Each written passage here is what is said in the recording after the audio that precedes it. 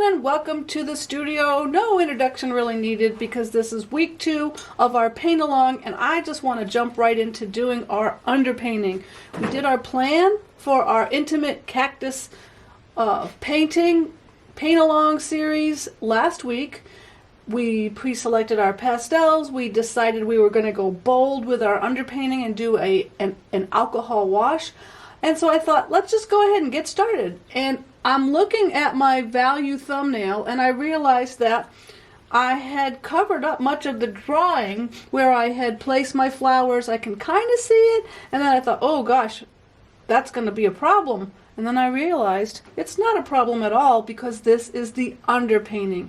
It is what is underneath. I don't need to have a lot of details in the underpainting because it's just it's just going to give me something to respond to. So I'm actually going to not look at my photo, look exactly at what I did in my thumbnail, and that's how I'll start this painting. Now once this underpainting is dry, I will have to go back and redraw the shapes, right? The thing is, when I'm painting flowers that are up close and personal, I don't do a long involved drawing. In other words, I don't analyze my photo and say, okay, here's a petal, then here's another petal sticking this direction, right? I don't analyze it. It's not a botanical painting with a lot of detail. It's just a shape. So I just want to recognize what shape it is, and then the detail will come after. So I'm going to dive right in with the underpainting, and I'm not going to worry about it being perfect. I do, however, need to have some start, so I am going to use a pencil and very lightly draw in some of the shapes, at least the shapes that I see. So I remember that this was the one big flower. The big yellow flowers were kind of in this direction. There was a pink one up here. All of this is dark.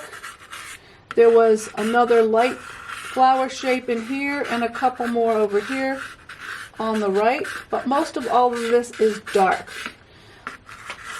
Up on the left-hand side, we have another darkish shape, and then another couple of flower shapes up here, and that distant bit of cactus. So I know that all of this is going to be dark. This is just to remind me. All of this is going to be dark. All of this is going to be dark. And then the rest will be a little bit lighter. The sky, of course, is going to be the lightest. So now I'm going to be using the Jack Richardson underpainting squares or blocks.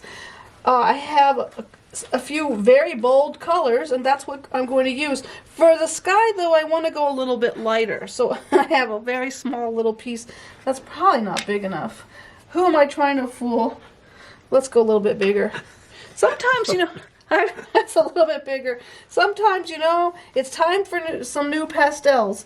You know, Your birthday's coming. Yeah, my birthday is in July. That's close enough, right? Because I need some of the Terry Ludwig eggplant, and I need some more blues, especially the lighter blues. So yeah, it's time.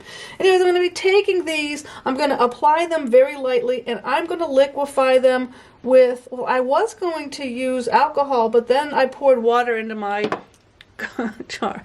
Boy, this is I'm batting 1,000 here, but you know what? This is another great lesson. It really is any liquid. Any liquid is going to work. So water is going to work just fine. All right, let's get started. I'm going to use a dark purple for all my dark shapes. Ooh, that's really nice and dark. And this is important. I have to use a light touch.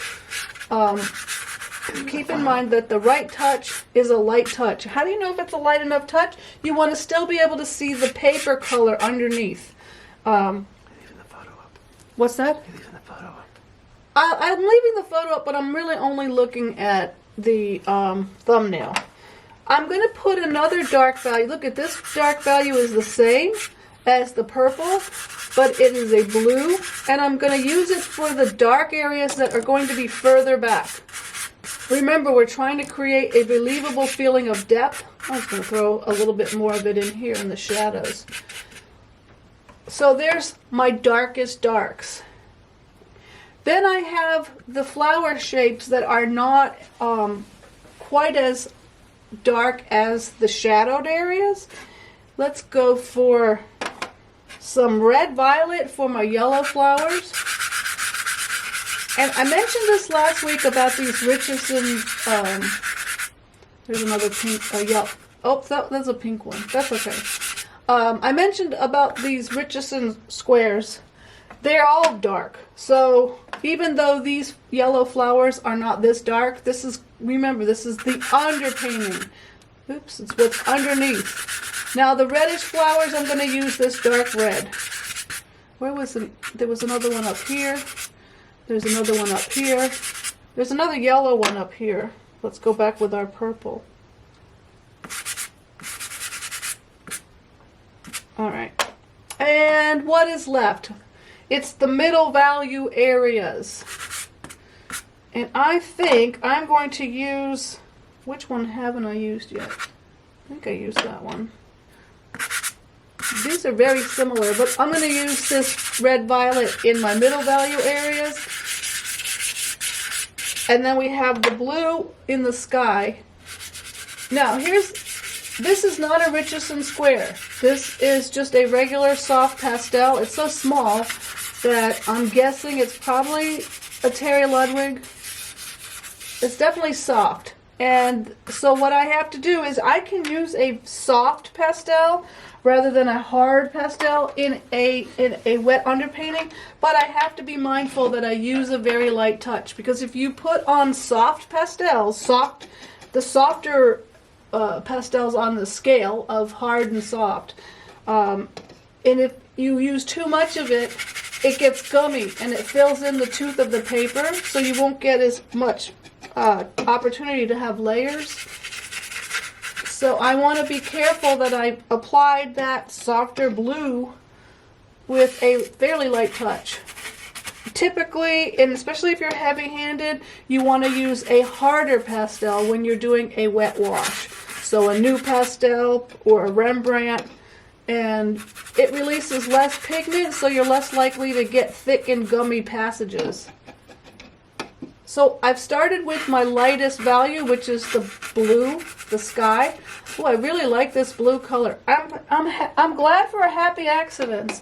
You know, Michael laughed at the size of my little blue stick, and then I had to pick another one. And this color is going to be beautiful. All right, I'm starting with that lighter color because I don't want all of this to become one big dark blob. But now I'm going to move on and do the flower shapes. A little bit of water. And remember, I'm not making these flowers into perfect paintings or flower shapes in this underpainting. This is just the beginning, the early stages. It's going to be what's underneath all the yellow, because these purple flowers are actually going to be yellow. There's two of them here. There is something strange happening. I mean, I know what's happening, but let me point it out to you. That my water container must have previously held alcohol. And so I'm getting a little bit of separation, you know, with the water and the alcohol not mixing. And so it's actually really cool. So I'm having kind of a little bit of an alcohol wash by virtue of my water container having residue of rubbing alcohol. All kinds of happy accidents happening today in the studio, and that's what makes painting fun. And as soon as I'm done with this, I'll show you my water because it's pretty cool. Let me finish. So I'm trying to do all of the purple and red before I get into this really dark color. Otherwise, it might end up excuse me, it might end up looking like one big dark blob. I have to keep reminding myself that this is just the underpainting. This is the start of things. And I can easily tone these colors down if I choose. Now I have a few more little red guys in here. If you're new to this idea of doing wet underpaintings, if you haven't done before, go ahead to my home page, click my photo anywhere, and do a search for underpaintings or wet underpaintings. And you'll find lots and lots of information on how to do various wet underpainting types. For an alcohol wash, now I'm going to go ahead and start with the darker areas. For this alcohol wash or water wash, you want to make sure you use a paper that can accept a wet wash. In this case, it's Lux Archival, which I have found takes a wet wash really well and doesn't buckle, so I don't have to pre-mount this paper or permanently mount paper. So I really enjoy it for doing wet underpaintings. Also like the white so that my colors feel more intense, more luminous on the white paper as opposed to doing it on a toned piece of paper, paper that has color. Your wet underpaintings won't look as vibrant if you try to do it on a gray tone or a colored piece of paper. So I stick to white or very light. So if you use UART, that's another good choice. Alright, I think at this point I've got everything liquefied, and it's hard to tell, but I'm starting to get some really interesting drips and dribbles. The pink is starting to come into the darker area, which is nice. Usually with a wet underpainting, it takes a while when things are drying and different things happen. I'm going to take this a step further. I don't know if this is going to make any impact at all, but I'm taking my bamboo skewer and I'm putting in some of the grasses and indications of some of the little cactus spines. Sometimes it dents the paper enough so that we get a little texture once we start painting, and sometimes it does nothing.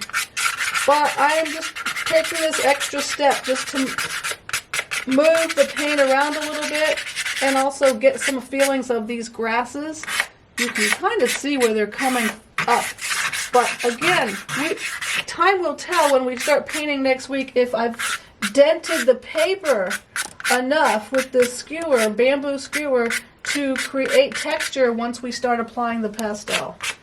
If I had wanted to really be more have more control over getting texture, then I could, once this dries, come in with some clear gesso and apply it where I want that texture.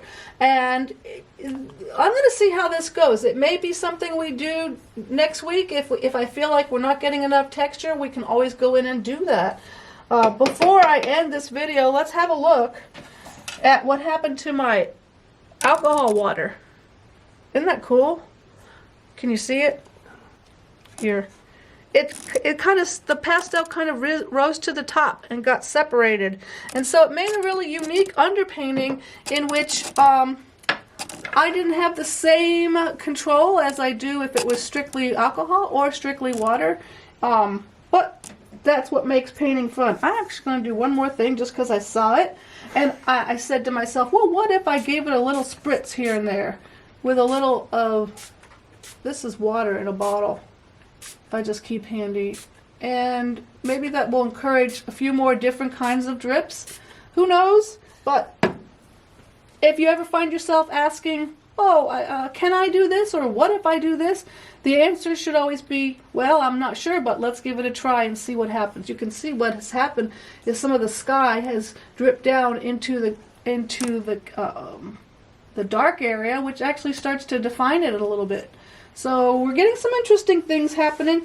The most important thing about this idea of doing a wet underpainting is now I have something interesting to respond to. If I just went ahead and painted this scene directly from the photo without putting anything underneath, it might not be as exciting. Hopefully this will lead to a more exciting painting, and what it really did was it gave me a chance to have some fun.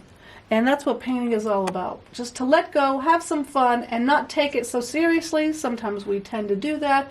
And next week, we will come back with our pre-selected palette and start painting, start layering our pastels. So this week, have fun with your underpainting, whatever type you choose. Again, I use the Richeson's underpainting squares or blocks, but you can use regular pastel. That's really all it is, but it's in a block form. So you can certainly use regular pastel.